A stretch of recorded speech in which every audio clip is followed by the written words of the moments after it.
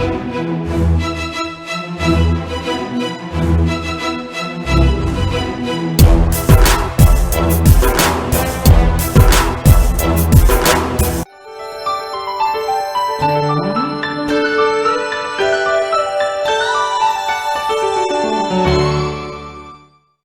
84 ਉੱਤੇ ਪ੍ਰੋਗਰਾਮ ਖਬਰ ਦੀ ਖਬਰ ਦੇਖ ਰਹੇ ਸਾਰੇ ਦਰਸ਼ਕਾਂ ਨੂੰ ਮੈਂ ਸਰਬਜੀਤ ਸਿੰਘ ਘੁਮਾਣ ਫਤਿਹ ਅਰਜ ਕਰਦਾ ਹਾਂ।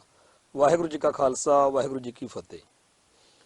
ਚਰਚਾ ਹੈ ਕਿ ਪਾਕਿਸਤਾਨ ਦੇ ਵਿੱਚ ਖਾਲਿਸਤਾਨ ਲਿਬਰੇਸ਼ਨ ਫੋਰਸ ਦੇ ਮੁਖੀ ਵਜੋਂ ਜਾਣੇ ਜਾਂਦੇ ਭਾਈ ਹਰਪ੍ਰੀਤ ਸਿੰਘ ਹੈਪੀ, ਜਿਹਨੂੰ PhD ਵੀ ਕਿਹਾ ਜਾਂਦਾ ਹੈ, ਕਿ ਕੱਲ ਲਾਹੌਰ ਦੇ ਨੇੜੇ ਡੇਰਾ ਚਾਹਲ ਦੇ ਵਿੱਚ ਉਹ ਮੋਟਰਸਾਈਕਲ ਸਵਾਰਾਂ ਨੇ ਉਹਨਾਂ ਤੇ ਫਾਇਰਿੰਗ ਕੀਤੀ ਤੇ ਉਹ ਉੱਥੇ ਚੜ੍ਹਾਈ ਕਰ ਗਏ। ਜਿਹੜਾ ਪਾਕਿਸਤਾਨ ਦੇ ਵਿੱਚ ਇਹ ਕਤਲ ਹੋਇਆ ਸਿੱਖ ਨੌਜਵਾਨ ਆ, ਇਹਨੂੰ ਪਿਛਲੇ 10-15 ਸਾਲਾਂ ਤੋਂ ਭਾਰਤੀ ਮੀਡੀਆ ਨੇ ਬੜਾ ਬੁਰੀ ਤਰ੍ਹਾਂ ਭੰਡਿਆ, ਨਿੰਦਿਆ ਕਿ ਇਹ ਬੜਾ ਖਤਰਨਾਕ ਖਾੜਕੂ ਆ, ਇਹਨੇ ਪੰਜਾਬ ਦੇ ਵਿੱਚ ਬੜੀਆਂ ਖੂਨ ਖਰਾਬੇ ਵਾਲੀਆਂ ਵਾਰਦਾਤਾਂ ਨੂੰ ਅੰਜਾਮ ਦਿੱਤਾ ਤੇ ਦਵਾਇਆ। ਹਕੀਕਤ ਕੀ ਆ, ਇਹ ਤਾਂ ਉਹ ਹਰਪ੍ਰੀਤ ਸਿੰਘ ਹੈਪੀ ਜਾਂ ਅਕਾਲ ਪੁਰਖ ਵਾਹਿਗੁਰੂ ਹੀ ਬਿਹਤਰ ਜਾਣਦੇ ਆ, ਕਿਉਂਕਿ ਪੰਜਾਬ ਦੇ ਵਿੱਚ ਇਹੋ ਜਿਹੀਆਂ ਕਹਾਣੀਆਂ ਬੜੀਆਂ ਅਸੀਂ ਸੁਣੀਆਂ ਕਰੀਆਂ ਨੇ।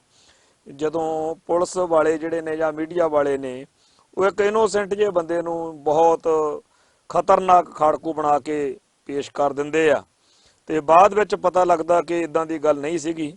ਸੋ ਹਰਪ੍ਰੀਤ ਸਿੰਘ ਹੈਪੀ ਜਿਹੜਾ ਹੈ ਉਹਦੇ ਬਾਰੇ ਜੇ ਚਰਚਾ ਕਰੀਏ ਤਾਂ ਇੱਥੇ ਅੰਮ੍ਰਿਤਸਰ ਦੇ ਵਿੱਚ ਹੀ ਛੇਹਰਟਾ ਸਾਹਿਬ ਇਲਾਕਾ ਹੈ। ਛੇਹਰਟੇ ਦੇ ਵਿੱਚ ਉਹਨਾਂ ਦਾ ਪਰਿਵਾਰ, ਇੱਥੇ ਪਿਤਾ ਦਾ ਨਾਮ ਅਵਤਾਰ ਸਿੰਘ ਆ ਤੇ ਮਾਤਾ ਨੂੰ ਖੁਸ਼ਜੀਤ ਕੌਰ ਹੈ।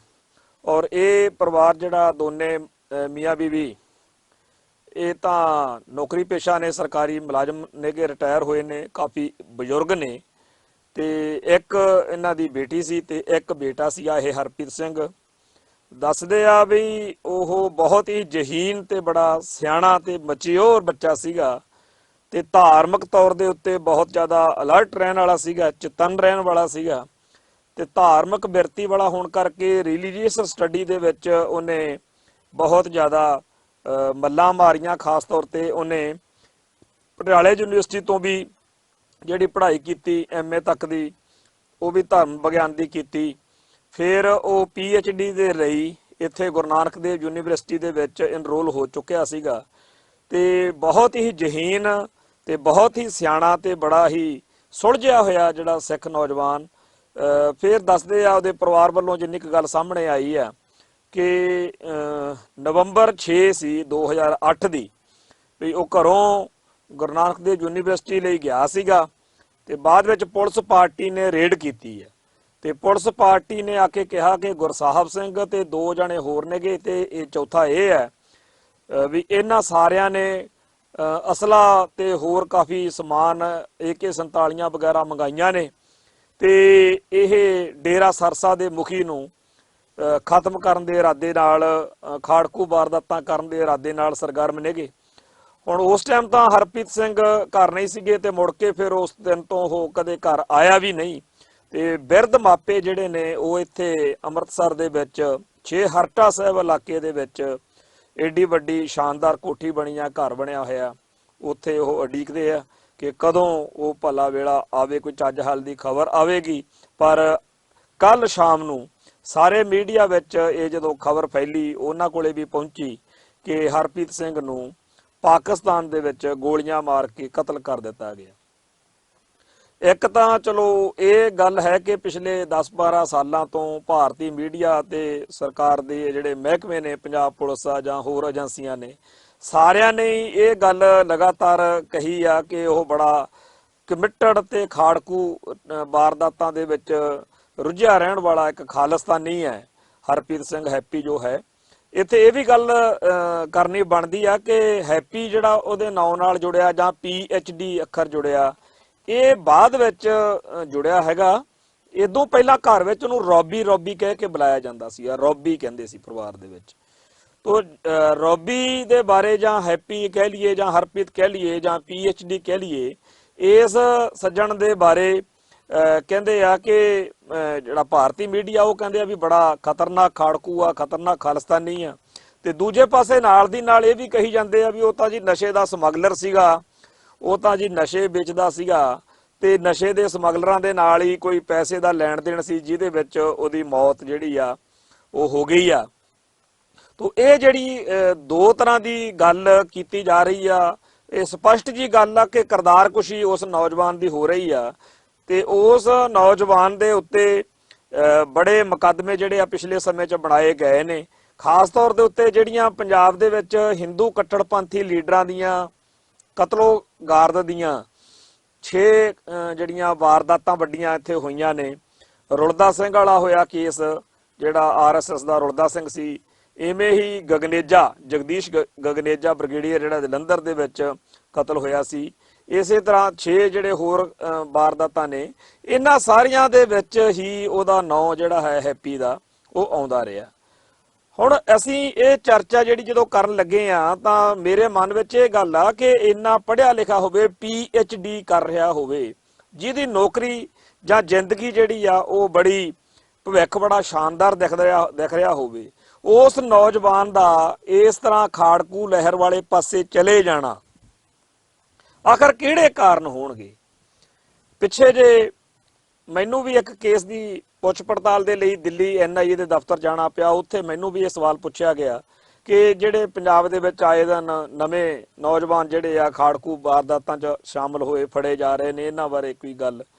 ਤਾਂ ਮੈਂ ਉਹਦੇ ਵੀ ਇਹ ਗੱਲ ਕਹੀ ਤੇ ਮੇਰਾ ਸਦਾ ਹੀ ਇਹ ਕਹਿਣਾ ਹੈ ਕਿ ਪੰਜਾਬ ਦੀ ਸਿੱਖ ਜਵਾਨੀ ਨੂੰ ਇੱਕ ਤਾਂ ਚਲੋ ਬੀਤੇ ਦਾ ਦਰਦ ਵਾ, ਇੱਕ ਆਪਦੀ ਕੌਮ ਦਾ ਘਰ ਬਣਾਉਣ ਦਾ ਮਨ ਦੇ ਵਿੱਚ ਰੀਝ ਆ, ਪਰ ਮੌਕੇ ਉੱਤੇ ਜਿਹੜਾ ਥੱਲਿਓਂ ਸੇਕ ਦੇਣਾ ਤੇ ਦੁੱਧ ਜਿਹੜਾ ਉਬਲਦਾ ਉਹ ਹੋਰ ਜ਼ਿਆਦਾ ਉਬਾਲੇ ਮਾਰਦਾ, ਉਹ ਚੀਜ਼ ਵੀ ਵਾਰ-ਵਾਰ ਵਾਪਰ ਰਹੀ ਹੈ। DGP ਦਿਨਕਰ ਗੁਪਤਾ ਨੇ ਪਿਛਲੇ ਸਾਲ 5-6 ਮਹੀਨੇ ਹੋਏ ਆ ਇੱਕ ਸਟੇਟਮੈਂਟ ਇਦਾਂ ਦੀ ਦਿੱਤੀ ਸੀ ਕਿ 1 ਜੂਨ 2015 ਜਿੱਦਣ ਬੁਰਜ ਜਵਾਹਰ ਕੇ ਤੋਂ ਗੁਰੂ ਗ੍ਰੰਥ ਸਾਹਿਬ ਜੀ ਦੇ ਸਰੂਪ ਚੋਰੀ ਹੋਏ ਨੇ, ਉਦੋਂ ਤੋਂ ਲੈ ਕੇ ਬਾਦਲ ਸਾਹਿਬ ਦਾ ਰਾਜ ਜਿੱਦਣ ਗਿਆ ਮਾਰਚ 2017 ਤੱਕ, ਬਈ 150 ਦੇ ਕਰੀਬ ਜਿਹੜਾ ਸੀ ਅਸੀਂ ਸਿੱਖ ਨੌਜਵਾਨ ਗ੍ਰਿਫਤਾਰ ਕੀਤੇ ਆ, ਜਿਨ੍ਹਾਂ ਕੋਲੋਂ ਅਸਲਾ, ਬਰੂਦ, ਪਿਸਤੌਲ ਤੇ ਹੋਰ ਜਿਹੜੇ ਮਾਰੂ ਚੀਜ਼ਾਂ ਨੇਗੀਆਂ ਉਹ ਫੜੀਆਂ ਨੇ। ਤੇ ਇਹ ਸਾਰੇ ਦੇ ਸਾਰੇ ਨੌਜਵਾਨਾਂ ਨੂੰ ਜਦੋਂ ਅਸੀਂ ਇਨਵੈਸਟੀਗੇਸ਼ਨ ਕੀਤਾ ਆ, ਇੰਟਰੋਗੇਟ ਕੀਤਾ ਆ, ਤਾਂ ਇਹ ਗੱਲ ਸਾਂਝੀ ਲੱਭੀ ਆ ਕਿ ਇਹ ਸਾਰੇ ਦੇ ਸਾਰੇ ਗੁਰੂ ਗ੍ਰੰਥ ਸਾਹਿਬ ਜੀ ਦੀਆਂ ਬੇਅਦਬੀਆਂ ਤੋਂ ਬਾਅਦ ਵਿੱਚ ਬਣੇ ਮਾਹੌਲ ਕਰਕੇ ਜਿਹੜੇ ਸੀ ਇਸ ਪਾਸੇ ਨੂੰ ਆਏ। ਸੋ ਜੇਕਰ ਉਹ ਕਹਿੰਦੇ ਨੇ ਬਈ ਜੂਨ 2015 ਤੋਂ ਮਾਰਚ 2017 ਤੱਕ 150 ਹੋਇਆ, ਤਾਂ ਅੱਜ 2020 ਦਾ ਜਨਵਰੀ ਮਹੀਨੇ ਦੇ ਆਖਰੀ ਚੱਲ ਰਹੇ ਨੇ ਦਿਨ, ਤਾਂ ਆਪਾਂ ਇਹ ਕਹਿ ਸਕਦੇ ਹਾਂ ਕਿ ਹੁਣ ਤਿੱਕਰ 300-400 ਜਿਹੜਾ ਨਵਾਂ ਸਿੱਖ ਨੌਜਵਾਨ ਆ ਉਹ ਖਾੜਕੂ ਵਾਰਦਾਤਾਂ ਦੇ ਰਾਹੀਂ ਸਰਗਰਮ ਹੋ ਕੇ ਫੜਿਆ ਗਿਆ ਹੋ ਸਕਦਾ। ਇਹ ਜਿਹੜਾ 300-400 ਖਾੜਕੂ ਨੌਜਵਾਨ ਇਸ ਵੇਲੇ ਗ੍ਰਿਫਤਾਰੀਆਂ ਹੋ ਚੁੱਕੀਆਂ ਨੇ, ਨਾ ਤਾਂ ਅੱਜ ਕੋਈ ਭਿੰਡਰਾਂ ਵਾਲੇ ਵਰਗੀ ਸ਼ਖਸੀਅਤ ਬੈਠੀ ਹੈ ਇੱਥੇ, ਨਾ ਕੋਈ ਬੱਬਰ ਖਾਲਸਾ ਜਾਂ ਕੋਈ ਹੋਰ ਖਾੜਕੂ ਜਥੇਬੰਦੀ ਪੰਜਾਬ ਦੇ ਵਿੱਚ ਉਸ ਤਰੀਕੇ ਨਾਲ ਪ੍ਰਚਾਰ ਕਰਕੇ ਲੋਕਾਂ ਨੂੰ ਜੋੜ ਰਹੀ ਆ। ਫਿਰ ਇਹ ਨੌਜਵਾਨ ਜਿਹੜੇ ਹੈਗੇ ਆ ਆਪਦਾ ਦਾਅ ਉੱਤੇ ਜੀਵਨ ਲਾ ਕੇ, ਆਪਦਾ ਸਾਰਾ ਭਵਿੱਖ ਦਾਅ ਉੱਤੇ ਲਾ ਕੇ ਕਿਉਂ ਇਸ ਰਾਹ ਪੈਂਦੇ ਆ? ਇਸ ਗੱਲ ਨੂੰ ਸਮਝਣ ਦੇ ਲਈ ਬੜਾ ਜ਼ਰੂਰੀ ਆ ਕਿ ਸਾਰੇ ਪੱਖ ਜਿਹੜੇ ਆ ਉਹ ਧਿਆਨ ਵਿੱਚ ਲਿਆਂਦੇ ਜਾਣ। ਅਕਸਰ ਹੀ ਜਦੋਂ ਮਾਪਿਆਂ ਨੂੰ ਬਾਅਦ ਵਿੱਚ ਪੁੱਛਿਆ ਜਾਂਦਾ ਤਾਂ ਉਹ ਕਹਿੰਦੇ ਅਸੀਂ ਤਾਂ ਕਦੇ ਇਹੋ ਜਿਹੀ ਗੱਲ ਸੁਣੀ ਹੋਈ ਨਹੀਂ ਸੀ, ਕਦੇ ਸੋਚਿਆ ਹੀ ਨਹੀਂ ਸੀ ਸਾਡਾ ਪੁੱਤ ਇਸ ਤਰ੍ਹਾਂ ਦਾ, ਅਸੀਂ ਕਦੇ ਗੱਲਾਂ ਹੀ ਨਹੀਂ ਉਹਦੀਆਂ ਸੁਣੀਆਂ। ਇਹੀ ਗੱਲ ਹੁਣ ਹਰਪ੍ਰੀਤ ਸਿੰਘ ਹੈਪੀ ਦੇ ਪਰਿਵਾਰ ਨੇ ਵੀ ਕਹੀ ਆ ਕਿ ਉਹਦਾ ਕੋਈ ਆਲੇ ਦੁਆਲੇ 'ਚ ਸਰਕਲ ਦੇ ਵਿੱਚ ਕੋਈ ਅਸੀਂ ਕਦੇ ਬੰਦਾ ਨਹੀਂ, ਕੋਈ ਗੱਲ ਨਹੀਂ, ਕੋਈ ਇਹੋ ਜਿਹੀ ਮਹਿਸੂਸ ਕੀਤੀ ਕਿ ਜਿਹੜਾ ਕਿਹਾ ਜਾ ਰਿਹਾ ਕਿ ਉਹ ਤਾਂ ਮਤਲਬ ਏਡੀਆਂ ਵੱਡੀਆਂ ਖਾੜਕੂ ਵਾਰਦਾਤਾਂ ਦਾ ਆਰਗੇਨਾਈਜ਼ਰ ਬਣ ਗਿਆ। ਸੋ ਇਹ ਸਾਰੀ ਗੱਲਬਾਤ ਦੇ ਵਿੱਚ ਜਦੋਂ ਇੱਕ ਗੱਲ ਸਮਝੀ ਜਾਂਦੀ ਆ ਉਹ ਹੈਗੀ ਆ ਕਿ ਇਹ ਭਾਵਕ ਨੌਜਵਾਨ ਨੇ ਤੇ ਇਹ ਆਪਦੀ ਕੌਮ ਦੀ ਹੇਠੀ ਜਿਹੜੀ ਆ ਉਹਨੂੰ ਬਰਦਾਸ਼ਤ ਨਹੀਂ ਕਰ ਸਕਦੇ। ਭਾਰਤੀ ਮੀਡੀਆ ਜੋ ਮਰਜ਼ੀ ਕਮਲ ਕੁੱਟ ਸਕਦਾ ਹੈ ਕਿ ਇਹ ਤਾਂ ਜੀ ਬੜੇ ਖਤਰਨਾਕ ਨੇ, ਇਹ ਤਾਂ ਬੰਦੇ ਮਾਰਦੇ ਫਿਰਦੇ ਆ, ਸਿਰਫਰੇ ਨੇ, ਦਰਿੰਦੇ ਨੇ, ਹੈਂਸਿਆਰੇ ਨੇ, ਦਹਿਸ਼ਤਗਰਦ ਨੇ, ਤੇ ਜੋ ਮਰਜ਼ੀ ਕਹਿ ਸਕਦੇ ਆ, ਉਹ ਤਾਂ ਉਹਨਾਂ ਦੀ ਮੌਜ ਆ। ਤੇ ਦੂਜਾ ਇਹ ਹੈਗਾ ਕਿ ਉਹਨਾਂ ਨੂੰ ਪਾਕਿਸਤਾਨ ਦੇ ਪਿੱਠੂ ਤੇ ਹੋਰ। ਪਰ ਇੱਕ ਗੱਲ ਸਾਰੀ ਖੇਡ ਦੇ ਵਿੱਚ ਇੱਕੋ ਗੱਲ ਬਾਰ-ਬਾਰ ਸਾਨੂੰ ਜਿਹੜੀ ਹੈਗੀ ਆ ਚਰਚਾ ਕਰਨੀ ਚਾਹੀਦੀ ਆ ਕਿ ਆਖਰ ਕਿਉਂ ਕੋਈ ਨੌਜਵਾਨ ਆਪਦੀ ਜ਼ਿੰਦਗੀ ਆ ਜਿਹੜੀ ਉਹ ਇਸ ਰਾਹ ਉੱਤੇ ਤੁਰਦਾ। ਤੋ ਇੱਥੇ ਇਹ ਗੱਲ ਹੈ ਕਿ ਜਿਹੜਾ ਸਿੱਖ ਕੌਮ ਦਾ ਹੋਂਦ ਹਸਤੀ ਦਾ ਸਵਾਲ ਬਣਿਆ ਹੋਇਆ ਉਹ ਅੱਜ ਦੇ ਨੌਜਵਾਨ ਨੂੰ ਹੋਰ ਜ਼ਿਆਦਾ ਸ਼ਿੱਦਤ ਨਾਲ ਖਿੱਚਦਾ। ਸਿੱਖਾਂ ਦੀ ਆਇਡੈਂਟੀਟੀ ਜਿਹੜੀ ਆ, ਸਿੱਖਾਂ ਦਾ ਭਵਿੱਖ ਜਿਹੜਾ ਹੈ, ਇੱਕ ਕੌਮ ਦੇ ਰੂਪ ਦੇ ਵਿੱਚ ਅਸੀਂ ਬਚਾਂਗੇ ਕਿ ਨਹੀਂ ਬਚਾਂਗੇ, ਇਹ ਜਿਹੜੀ ਚੀਜ਼ ਆ ਨਾ, ਕਿਉਂਕਿ ਹਰ ਸੰਭਵ ਤਰੀਕੇ ਦੇ ਨਾਲ ਸਿੱਖਾਂ ਨੂੰ ਇਹ ਜਚਾਇਆ ਜਾ ਰਿਹਾ ਕਿ ਬੇਸ਼ੱਕ ਤੁਸੀਂ ਸਿੰਘ ਹੋ, ਸ਼ੇਰ ਹੋ, ਤੁਸੀਂ ਇਹ ਹੋ, ਤੁਸੀਂ ਉਹ ਹੋ, ਪਰ ਤੁਹਾਨੂੰ ਬ੍ਰਾਹਮਣਵਾਦੀਆਂ ਦੇ ਪੈਰਾਂ ਦੀ ਜੁੱਤੀ ਬਣ ਕੇ, ਘੋੜੀ ਬਣ ਕੇ ਇੱਥੇ ਰਹਿਣਾ ਪਊਗਾ। ਤੁਹਾਨੂੰ ਦੂਜੇ ਦਰਜੇ ਦੇ ਸ਼ਹਿਰੀ ਬਣ ਕੇ ਤੁਹਾਨੂੰ ਜੁੱਤੀ ਫੇਰ ਕੇ ਇੱਥੇ ਰੱਖਣਾ। ਤੇ ਸਿੱਖਾਂ ਵਰਗੀ ਜੀਦਾਰ ਕੌਮ, ਜਿਹਨੇ ਰਾਜ ਭਾਗ ਭੋਗੇ ਹੋਣ, ਚੜ੍ਹਦੀ ਕਲਾ ਵਿੱਚ ਰਹਿਣ ਵਾਲੀ ਕੌਮ ਹੋਵੇ, ਉਹ ਇਦਾਂ ਦੀ ਢਹਿੰਦੀ ਕਲਾ ਵਾਲੀ ਪਸ਼ੂਆਂ ਵਰਗੀ ਗਰਕੀ ਹੋਈ ਜ਼ਿੰਦਗੀ ਜਿਉਣ ਲਈ ਕਦੇ ਵੀ ਤਿਆਰ ਨਹੀਂ ਹੋਣਗੇ। ਔਰ ਇਸ ਪ੍ਰੋਜੈਕਟ ਦੇ ਲਈ ਕਈ ਢੰਗ ਤਰੀਕੇ ਦਿੱਲੀ ਦਰਬਾਰ ਵੱਲੋਂ ਅਪਣਾਏ ਜਾ ਰਹੇ ਨੇ, ਜਿਹਦੇ ਵਿੱਚ ਬਾਦਲ ਕਿਆਂ ਵਾਲਾ ਵੀ ਇੱਕ ਫੈਕਟਰ ਵਾ। ਬਾਦਲ ਕਿਆਂ ਨੇ ਡੇਰਾ ਸਰਸਾ ਦੇ ਰਾਹੀਂ ਜੋ ਖੇਡ ਖੇਡੀ ਆ ਉਹਦੇ ਬਾਰੇ ਦੇਖੋ ਵੀ ਉਹਨਾਂ ਨੇ ਸ਼ਰੇਆਮ ਪੰਥਕ ਹਿੱਤਾਂ ਦਾ ਘਾਣ ਕੀਤਾ ਤੇ ਪੰਥ ਦੋਖੀਆਂ ਦਾ ਡੇਰਾ ਸਰਸਾ ਦਾ ਸਾਥ ਦਿੱਤਾ। 2007 ਦੇ ਵਿੱਚ ਜਦੋਂ ਸਲਾਵਤਪੁਰੇ ਦੇ ਵਿੱਚ ਕਲਗੀਧਰ ਸ਼ਹਿਨਸ਼ਾਹ ਵਰਗੀ ਜਿਹੜੀ ਸੀ ਬਸਤਰ ਪਹਿਨ ਕੇ ਖੰਡੇ ਬਾਟੇ ਦੀ ਪਹੁਲ ਦਾ ਮਜ਼ਾਕ ਉਡਾਇਆ, ਉਸ ਮੌਕੇ ਸਿੱਖ ਸੰਗਤਾਂ ਨੇ ਵਿਰੋਧ ਕੀਤਾ। ਔਰ ਉਸ ਵਿਰੋਧ ਵਾਲੇ ਦਿਨ ਜਿਹੜਾ 17 ਮਈ ਨੂੰ ਉੱਥੇ ਮਾਨਸਾ ਕੋਲੇ ਸਨਾਮ ਕੋਲੇ ਗੋਲੀ ਚੱਲੀ ਔਰ ਉੱਥੇ ਕਮਲਜੀਤ ਸਿੰਘ ਸਨਾਮ ਜਿਹੜਾ ਸੀਗਾ ਉਹ ਸ਼ਹੀਦ ਹੋ ਗਿਆ। ਹੋਰ ਬੜੇ ਉਸ ਮੌਕੇ ਫੱਟੜ ਹੋਏ। ਡੇਰਾ ਸਰਸਾ ਪ੍ਰੇਮੀ ਜਿਹੜੇ ਸੀ 16-17 ਜਾਣੇ, ਉਹਨਾਂ ਤੇ ਮੁਕੱਦਮਾ ਵੀ ਬਣਿਆ ਸੀ ਕਮਲਜੀਤ ਸਿੰਘ ਸਨਾਮ ਵਾਲੇ ਕੇਸ ਵਿੱਚ। ਹੋਰ ਵੀ ਸਲਾਵਤਪੁਰੇ ਵਾਲਾ ਵੀ ਮੁਕੱਦਮਾ ਬਣਿਆ ਸੀ ਇੱਕ। ਤੇ ਡੇਰਾ ਸਰਸਾ ਦੇ ਬਹੁਤ ਜ਼ਿਆਦਾ ਕਸੂਤੇ ਹਾਲਾਤ ਬਣ ਗਏ ਸੀ ਜਦੋਂ ਉਹਨਾਂ ਨੇ ਉਸ ਵੇਲੇ ਸਿੱਖ ਜਗਤ ਨਾਲ ਟੱਕਰ ਲਈ ਸੀ। ਉਸ ਮੌਕੇ ਜੇਕਰ ਬਾਦਲ ਦਲ ਵਾਲੇ ਅਸਲ ਅਕਾਲੀ ਹੁੰਦੇ ਤਾਂ ਇਹ ਸਿੱਖ ਹਿੱਤਾਂ ਦੀ, ਸਿੱਖ ਜਜ਼ਬਾਤਾਂ ਦੀ ਤਰਜਮਾਨੀ ਕਰਦੇ, ਸਿੱਖ ਹੱਕਾਂ ਦੀ ਗੱਲ ਕਰਦੇ ਕਰਾਉਂਦੇ। ਪਰ ਇਹਨਾਂ ਨੂੰ ਤਾਂ ਚਾਈ ਚੜ ਗਿਆ ਵੀ ਲੈ ਵੀ ਹੁਣ ਡੇਰਾ ਸਰਸਾ ਵਾਲੇ ਕਸੂਤੇ ਫਸੇ ਆ ਤੇ ਸਿੱਖਾਂ ਦਾ ਡਰਾਵਾ ਦੇ ਕੇ ਕਿ ਨਹੀਂ ਸਿੱਖ ਤੁਹਾਡੇ ਨਾਲ ਬੁਰੀ ਕਰਨਗੇ, ਅਸੀਂ ਤੁਹਾਨੂੰ ਬਚਾ ਸਕਦੇ ਆ ਤੇ ਸਾਡੇ ਨਾਲ ਸੌਦਾ ਮਾਰੋ। ਤਾਂ ਇਹਨਾਂ ਨੇ ਵੋਟਾਂ ਦਾ ਸੌਦਾ ਮਾਰ ਲਿਆ ਤੇ ਫਿਰ ਇਹਨਾਂ ਨੇ ਕਈ ਖੇਡਾਂ ਖੇਡੀਆਂ, ਜਿਹਦੇ ਵਿੱਚ ਇੱਕ ਤਾਂ ਇਹਨਾਂ ਨੇ ਡੇਰਾ ਸਰਸਾ ਦੇ ਹੱਕ ਵਿੱਚ ਬਾਦਲ ਦਲ ਦੀ ਪੂਰੀ ਫੋਰਸ ਜਿਹੜੀ ਸੀ ਉਹ ਝੋਂਪ ਦਿੱਤੀ। ਦੂਸਰਾ ਜਿਹੜਾ ਇਹਨਾਂ ਨੇ ਕੀਤਾ ਕਿ ਪੁਲਿਸ ਪ੍ਰਸ਼ਾਸਨ ਨੂੰ ਕਹਿ ਦਿੱਤਾ ਕਿ ਜਿਹੜਾ ਵੀ ਡੇਰਾ ਸਰਸਾ ਦੀ ਮੁਖਾਲਫਤ ਕਰਦਾ ਉਹਨੂੰ ਚੱਕ ਲਿਆ ਉਠਾਣਿਆਂ 'ਚ, ਛਿੱਤਰ ਫਿਰ ਉਹ ਤੇ ਮੁਕੱਦਮੇ ਬਣਾ ਦਿਓ। ਤੀਸਰਾ ਉਹਨਾਂ ਨੇ ਅਕਾਲ ਤਖਤ ਦੇ ਜਥੇਦਾਰ ਰਾਹੀਂ ਜਿਹੜਾ ਹੁਕਮਨਾਮਾ ਹੋਇਆ ਹੋਇਆ ਸੀ ਕਿ ਇਹਨਾਂ ਨੂੰ ਪੰਚੋਂ ਛੇਕਿਆ ਜਾਂਦਾ, ਇਹਨਾਂ ਦਾ ਸਾਥ ਸਹਿਯੋਗ ਨਾ ਦਿਓ, ਇਹਨਾਂ ਦਾ ਵਿਰੋਧ ਕਰੋ, ਉਹਨੂੰ ਡਿਲਿਊਟ ਕਰਨ ਲਈ ਜਾਂ ਉਹਦਾ ਅਸਰ ਖਤਮ ਕਰਨ ਲਈ ਬੜੇ ਯਤਨ ਕੀਤੇ। ਤੇ ਤੀਜਾ ਜਿਹੜਾ ਸੀ ਉਹ ਗਿਆਨੀ ਜੋਗਿੰਦਰ ਸਿੰਘ ਬਦਾਂਤੀ, ਮੌਕੇ ਤਾਂ ਗੱਲ ਬਣੀ ਨਾ, ਪਰ ਬਾਅਦ ਚ ਗਿਆਨੀ ਗੁਰਜਨ ਸਿੰਘ ਆ ਗਿਆ ਤੇ ਗਿਆਨੀ ਗੁਰਜਨ ਸਿੰਘ ਨੇ ਬਾਦਲ ਕਿਆਂ ਨਾਲ ਮਿਲ ਕੇ ਜਿਹੜਾ ਸੀਗਾ ਅਕਾਲ ਤਖਤ ਸਾਹਿਬ ਤੋਂ ਹੁਕਮਨਾਮੇ ਨੂੰ ਡਿਲਿਊਟ ਕਰਨ ਦੇ ਮਾਫੀ ਜਿਹੜਾ ਸੀ ਮਾਫੀ ਵਾਲਾ ਪ੍ਰਕਰਨ ਉਹ ਚੱਲਿਆ। ਫਿਰ ਤੇ ਉਧਰ ਜਦੋਂ ਡੇਰਾ ਸਰਸਾ ਵਾਲਿਆਂ ਨੂੰ ਦੇਖਿਆ ਕਿ ਸਾਡੀਆਂ ਤਾਂ ਅੱਜ ਕੱਲ ਮੌਜਾਂ ਬੜੀਆਂ ਨੇ, ਬਾਦਲ ਸਾਹਿਬ ਸਾਡੇ ਨਾਲ ਨੇ ਤੇ ਆ ਜਿਹੜਾ ਮਤਲਬ ਮੁਕੱਦਮਾ ਬਣਿਆ ਸਲਾਵਤਪੁਰੇ ਵਾਲਾ, ਇਹ ਵੀ ਸਾਡਾ ਮੁਕੱਦਮਾ ਜਿਹੜਾ ਸੀ ਉਹ ਰਜਿੰਦਰ ਸਿੰਘ ਸਿੱਧੂ ਉੱਥੇ ਬਠਿੰਡੇ ਦਾ ਪ੍ਰਧਾਨ ਸੀਗਾ, ਅਕਾਲੀ ਦਲ ਦਾ ਲੀਡਰ ਵੀ ਸੀਗਾ, ਉਹ ਤੋਂ ਬਿਆਨ ਪੁੱਠੇ ਸਿੱਧੇ ਦਬਾ ਕੇ ਉਹ ਰੱਦ ਕਰਵਾਇਆ ਗਿਆ। ਫਿਰ ਜਿਹੜਾ ਕਮਲਜੀਤ ਸਿੰਘ ਸਨਾਮ ਦਾ ਮਰਡਰ ਹੋਇਆ ਸੀ ਉਹ ਕੇਸ ਵੀ ਜਾਣ ਬੁੱਝ ਕੇ ਢਿੱਲਾ ਕੀਤਾ ਗਿਆ। ਉਹਦੇ ਵਿੱਚ ਵੀ 16-17 ਜਾਣੇ ਸੀਗੇ ਫਸੇ ਹੋਏ, 2 ਮਰ ਗਏ ਸੀ ਪਹਿਲਾਂ ਤੇ 14 ਜਾਣੇ ਜਿਹੜੇ ਸੀ ਉਹ ਬਰੀ ਹੋਏ ਡੇਰਾ ਸਰਸਾ ਵਾਲੇ। ਤੋ ਜਦੋਂ ਹਰ ਮੌਕੇ ਹਰ ਪਲ ਬਾਦਲ ਕਿਆਂ ਦੇ ਨਾਲ ਡੇਰਾ ਸਰਸਾ ਦੀ ਸਾਂਝ ਜਿਹੜੀ ਸੀ ਉਹ ਇੰਨੀ ਵਧੀ ਹੋਈ ਸੀ ਕਿ ਸਿੱਖ ਜਿਹੜੇ ਸੀ ਤਰਾਹ ਕਰਦੇ ਫਿਰਦੇ ਸੀ, ਬੜਾ ਭੱਠੀ 'ਚ ਜਿਵੇਂ ਦਾਣਾ ਭੁੱਜਦਾ ਨਾ, ਉਸ ਮੌਕੇ ਸਿੱਖਾਂ ਦੀ ਹਾਲਾਤ ਇਹ ਸੀਗੇ। ਉਸ ਦੌਰ ਵਿੱਚ ਡੇਰਾ ਸਰਸਾ ਵਾਲਿਆਂ ਨੇ ਜੋ ਕੁਝ ਕੀਤਾ ਕਤਰਿਆ, ਉਹਦੇ ਕਰਕੇ ਸਿੱਖਾਂ ਦਾ ਸੰਤਾਪ ਜਿਹੜਾ ਹੈ ਉਹ ਬਿਆਨ ਤੋਂ ਬਾਹਰ ਆ ਗੱਲ। ਔਰ ਉਸ ਮੌਕੇ ਇਹਨਾਂ ਨੇ ਇੱਕ ਉਦੋਂ ਬੁਰਜ ਜਵਾਹਰ ਕੇ ਪਿੰਡ ਤੋਂ 1 ਜੂਨ 2015 ਨੂੰ ਗੁਰੂ ਗ੍ਰੰਥ ਸਾਹਿਬ ਜੀ ਦਾ ਸਰੂਪ ਚੋਰੀ ਕੀਤਾ ਤੇ ਲਿਖ ਕੇ ਲਾਤਾ ਵਰਕਾ ਕਿ ਜੇ ਸਾਡੇ ਬਾਬੇ ਦੀ, ਸਾਡੇ ਡੇਰਾ ਮੁਖੀ ਦੀ ਫਿਲਮ ਆ ਜਿਹੜੀ ਉਹ ਤੁਸੀਂ ਸਿੱਖੋ ਰੋਕੀ ਤਾਂ ਫਿਰ ਅਸੀਂ ਇਹਦੇ ਤੁਹਾਡੇ ਗੁਰੂ ਗ੍ਰੰਥ ਸਾਹਿਬ ਜੀ ਦੇ ਜਿਹੜੇ ਅੰਗ ਅੰਗ ਗਲੀਆਂ ਨਾਲੀਆਂ 'ਚ ਖਿਲਾਰ ਦਿਆਂਗੇ। ਇਹ ਜਿਹੜੀ ਗੱਲ ਕੀਤੀ ਉਦੋਂ ਬਾਦਲ ਸਰਕਾਰ ਨੇ ਕੋਈ ਧਿਆਨ ਨਹੀਂ ਦਿੱਤਾ, ਕਹਿ ਕੇ ਪਿੱਟ ਕੇ ਮਰ ਗਏ ਸਿੱਖ ਕਿ ਭਾਈ ਇਹ ਡੇਰਾ ਪ੍ਰੇਮੀਆਂ ਦੇ ਕਰਤੂਤ ਆ, ਇਹਨਾਂ ਨੂੰ ਗ੍ਰਿਫਤਾਰ ਕਰੋ। ਅੰਤ ਉਹਨਾਂ ਨੇ ਉਹੀ ਗੱਲ ਕੀਤੀ ਕਿ ਬਰਗਾੜੀ ਪਿੰਡ ਦੇ ਵਿੱਚ ਪਾਵਨ ਇਸ਼ਟ ਗੁਰੂ ਗ੍ਰੰਥ ਸਾਹਿਬ ਜੀ ਦੇ ਅੰਗ ਅੰਗ ਕਰਕੇ ਖਿਲਾਰ ਦਿੱਤੇ ਗਏ। ਬੇਹੱਦ ਸੰਤਾਪ ਭਰੀ ਸਥਿਤੀ ਸੀ ਉਸ ਦਿਨ। ਸਿੱਖ ਜਗਤ ਲਹੂ ਦੇ ਖੂਨ ਦੇ ਹੰਝੂਰ ਹੁੰਦਾ ਸੀ, ਪਰ ਬਾਦਲ ਕਿਆਂ ਨੂੰ ਕੱਖ ਪਰਵਾਹ ਨਹੀਂ ਸੀ। ਜਦੋਂ ਸਿੱਖ ਸੰਗਤਾਂ ਨੇ ਕੋਟਕਪੂਰੇ ਦੇ ਵਿੱਚ ਜਾਂ ਹੋਰਨਾਂ ਪਿੰਡਾਂ ਦੇ ਵਿੱਚ ਧਰਨੇ ਮੁਜ਼ਾਹਰੇ ਸ਼ੁਰੂ ਕੀਤੇ ਕਿ ਦੋਸ਼ੀਆਂ ਨੂੰ ਗ੍ਰਿਫਤਾਰ ਕੀਤਾ ਜਾਵੇ, ਤਾਂ ਬਾਦਲ ਸਾਹਿਬ ਨੇ ਹਰ ਉਹ ਬੁੱਚੜ ਪੁਲਸੀਆ ਜਿਹੜਾ ਖਾੜਕੂਬਾਦ ਮੌਕੇ ਵਹਿਸ਼ੀਪੁਣਾ ਦਿਖਾਉਂਦਾ ਰਿਹਾ, ਉਮਰਾ ਨੰਗਲ ਹੋਣੀ, ਸਮੇਧ ਸੈਣੀ ਹੋਣੀ, ਇਹਨਾਂ ਸਾਰਿਆਂ ਦੀ ਡਿਊਟੀ ਲਾਤੀ ਕਿ ਸਿੱਖਾਂ ਨੂੰ ਤੁਸੀਂ ਕਾਬੂ ਕਰੋ। ਸੋ ਕੋਟਕਪੂਰੇ ਜਿਹੜਾ ਕੁਝ ਹੋਣਾ ਸੀ ਉਹਦਾ ਅੱਡ ਹੋਇਆ। ਨਾਲੇ ਸਿੱਖਾਂ ਨੂੰ ਕੁੱਟਿਆ ਤੇ ਨਾਲੇ ਦੋ ਸਿੱਖਾਂ ਨੂੰ ਫੜ ਕੇ ਰੁਪਿੰਦਰ ਸਿੰਘ ਜਸਵਿੰਦਰ ਸਿੰਘ ਨੂੰ ਕਹਿੰਦੇ ਜੀ ਇਹ ਬੇਅਦਬੀ ਕੀਤੀ ਹੋਈ ਇਹਨਾਂ ਨੇ। ਤੇ ਨਾਲ ਦੀ ਨਾਲ ਬਾਦਲ ਸਾਹਿਬ ਨੇ ਬਰਗਾੜੀ ਦੇ ਵਿੱਚ ਉਹ ਕੰਮ ਕਰਾਇਆ ਬਾਈਬਲ ਕਲਾ ਦੇ ਵਿੱਚ ਕਿ ਉੱਥੇ ਦੋ ਗੁਰਸਿੱਖ ਪਿਆਰੇ ਜਿਹੜੇ ਸੀ ਉਹ ਸ਼ਹੀਦ ਹੋ ਗਏ ਤੇ ਬਾਕੀ ਫੱਟੜ ਬੜੇ ਹੋਏ।